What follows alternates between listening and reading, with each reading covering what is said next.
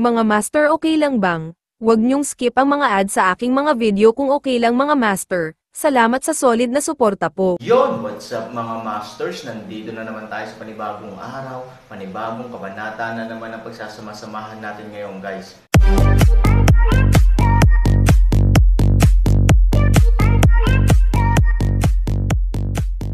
Bali mga masters, kung bago ka pa lang po sa aking YouTube channel, please click the subscribe button, lalong-lalo na po yung notification bell, guys, para maging connected pa rin tayo sa isa't isa at maging updated kayo sa mga susunod ko pang video. Bali mga masters, bago natin umpisahan ng kwento ay mag-shoutout po muna tayo para sa mga solid nating tagapakinig. Shoutout kay Roel Consuegra. Shoutout kay De Guzman JP. Shoutout kay The Gamer Pajardo. Shoutout kay Danilo Wamar. Yun na nga mga masters, no? Bali hindi na ito patagalin. In 3, 2, 1, let's go!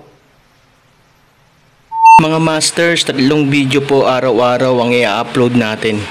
Ang bagong yugto ni Daryl sa storytelling channel sa YouTube mapapakinggan. Ang bagong kabanata, naglakad si Yui. Patungo kung nasaan lugar ang waterfalls.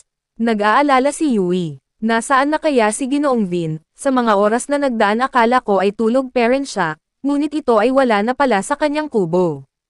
Nang makarating si Yui sa waterfalls wala ding Daryl roon. Wala rin siya dito. Saan siya maaari pumunta? Sabi ni Yui nang nag-aalala. Baka pumunta na siya sa palasyo. Tama, baka nasa loob ng palasyo si Ginoong Vin. Nagmamadali umalis si Yui sa lugar ng waterfalls. Nang makarating siya dito, agad na nagtanong si Yui sa isang kasambahay. May nais sana akong itanong. Dumating ba dito si Ginoong Vin? Sabi ni Yui na hinihingal ang boses. Oo, ito ay medyo napagod kakahanap kay Daryl. Ngunit hindi niya ito natagpuan. Dahil hindi niya alam na si Daryl ay patungo ngayon sa lugar kung nasaan ang sagradong harang, kasama niya ang anak na babae ni Master Ken. Nang marinig ito ng kasambahay, ito ay sumagot. Oo Miss Yui, kanina dumating dito si Ginoong Vin sa palasyo, upang makasabay sila Master Ken, at Miss Lin upang kumain. Laking gulat ni Yui sa kanyang narinig. Ano? Ibig sabihin kanina pa nagpunta dito si Ginoong Vin? Oo Miss Yui. Napakaaga ni Ginoong Vin na nagtungo dito sa palasyo. Nagtataka nga ako, na kahit si Miss Lin, ay napakaaga din nagising. Sumabay silang dalawa na kumain kay Master Ken. Nang marinig ito ni Yui na curious din siya. Bakit kaya napakaaga niya magtungo dito, at ganun din si Miss Lin maaga din siyang nagising. Tama nga ang kasambahay na ito, napakabihira gawin ito ni Miss Lin na gumising ng maaga upang sabayan si Master Ken kumain. Ano ang nangyayari, bulong ni Yui sa kanyang sarili. Maya-maya may naisip ito na baka siya ay pinuntahan ni Daryl sa kanyang silid ngunit siya ay tulog pa. Nais ba niya dapat akong kausapin? Nais ba ni Ginoong Vin na ako ay puntahan sa aking silid? Ngunit dinatnat niya akong tulog pa kanina. Sabi ni Yui sa kanyang sarili. Kung ganon, gising na rin pala si Miss Lin. Nasa silid ba niya siya, tanong ni Yui. Nako Miss Yui. Wala sa silid niya si Miss Lin. Kanina pa sila umalis. Napansin ko pagkatapos nilang kumain kanina.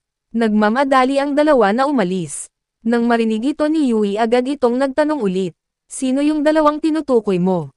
Sabi ni Yui. Si Ginoong Vin at Miss Lin ay magkasamang umalis ng palasyo kanina.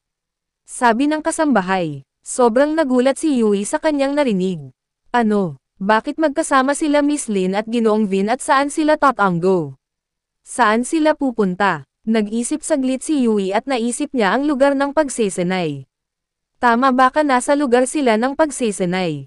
Labis na nalulungkot na si Yui sa mga oras na ito. Agad nagpaalam si Yui sa kasambahay. May nakita. Salamat sa iyo, sabi ni Yui sa kasambahay at mabilis na nagpunta si Yui sa lugar ng pagsesenay. Upang makita niya si Daryl. Napakabigat ng puso ni Yui nang pagdating niya sa lugar ng pagsesenay ay wala siyang nadatnan na Lin at Vin sa loob.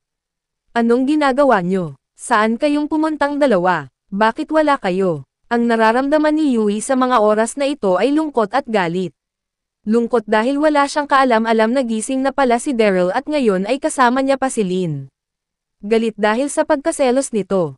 Para kay Yui, pinagbawalan niya na si Daryl na lumapit pa kay Lin, dahil nga nagseselos ito. Ngunit hindi nito alam si Master Ken ang sadyang nagpapunta kay Daryl upang pasamayan sa isang mission kasama si Lin. Nakakainis ka Ginoong Vin. Sigaw ni Yui nang napakalakas sa loob ng pagsesenay. Oo, kahit ginawa ito ni Yui wala naman na storbo na mag-aaral. Dahil sa nangyari kanina, aga sila pinaalis ni Master Ken sa lugar ng pagsesenay. Sa sobrang galit ni Yui, ito ay, tumulo ang luha. Naiinis ako sa'yo, Ginoong Vin. Sobra akong naiinis sa'yo. Nakakainis ka, sabi ni Yui ng malakas. At ang kanyang boses ay nag-echo sa buong silid ng pagsesenay. Maya-maya nagpas siya na itong bumalik sa palasyo upang magpahinga na lang. Mabagal ang lakad ni Yui.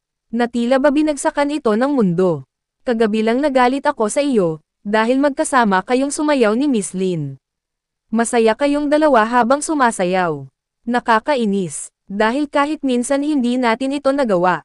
Sabi ni Yui sa kanyang sarili. Naglakad na ito patungo sa palasyo. Samantala sa kabilang panig, sila Daryl at Lin ay patuloy pa rin sa paglipad. Maya-maya nagsalita si Daryl. Miss Lin, wag mo na tiisin ang iyong uhaw. Inumin mo na itong tubig. Maaari kang manghina kapag na-dehydrated ka. Sabi ni Daryl nang nakangiti kay Lin. Nang mapansin ni Lin ang ngiti ni Daryl, mas lalo itong nagpas siya na wag na lang uminom. Ayoko nga inumin yan tubig mo. Nakakadiri, at baka may nilagay ka pa dyan. Sabi ni Lin, dahil sa mga nagdaan na araw lalo na sa harap ng pagkainan si Daryl ay gumagawa ng trick upang siya mahawakan, kaya bigla-biglang naisip na lang ni Lin na baka may inilagay ito ng kung ano sa kanyang inumin. Oo, hindi alam ni Lin na may kakaiba nga sa tubig ni Daryl. Ngunit hindi rin alam ni Daryl iyon. Dahil si Charlie ang may pagkana ng lahat. Mapanganib inumin ang tubig na dala-dala ni Daryl. Buti na lang si Lin ay masyado din ma-pride. Hindi ito basta-basta umiinom sa ibang tubigan. Lalo na sa tubigan ni Daryl.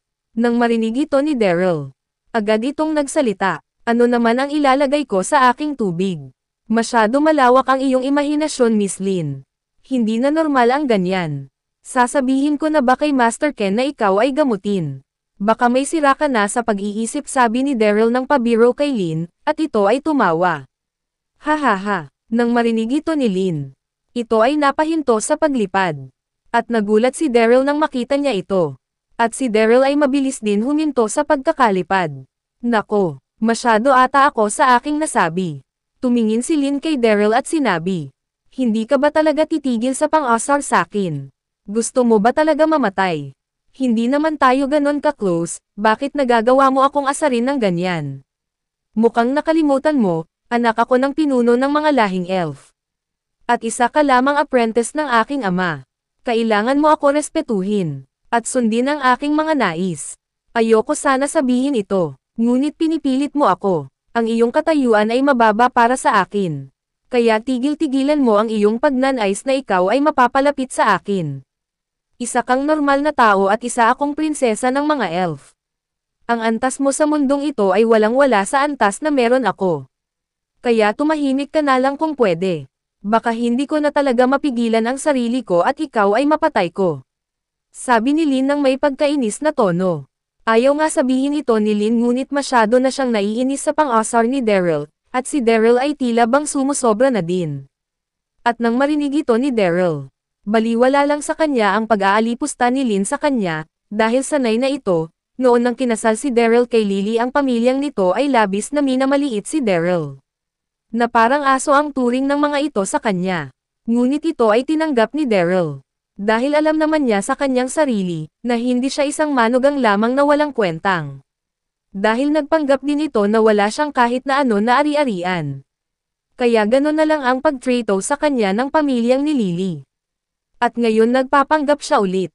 Kaya ang pagtrato ni Lin sa kanya ay para isang aso lamang.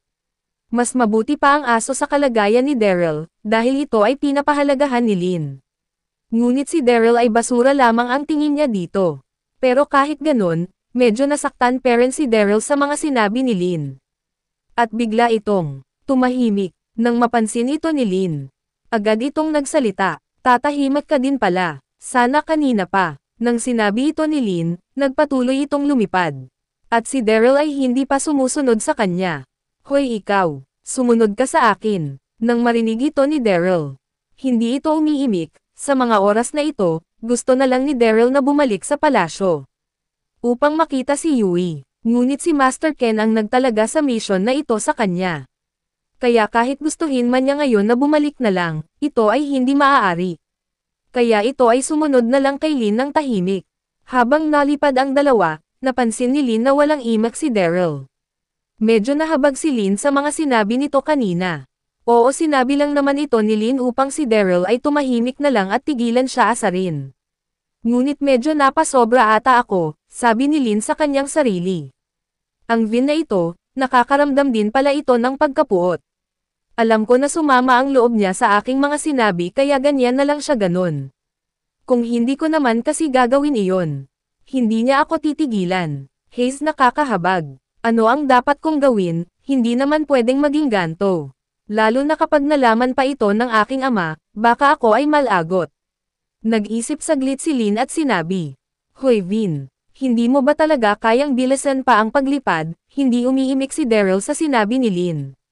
Napansin ito ni Lin at ito ay nagsabi, Huwag kang gumanyan Vin, kasalanan mo naman kung bakit ako naiinis sa'yo.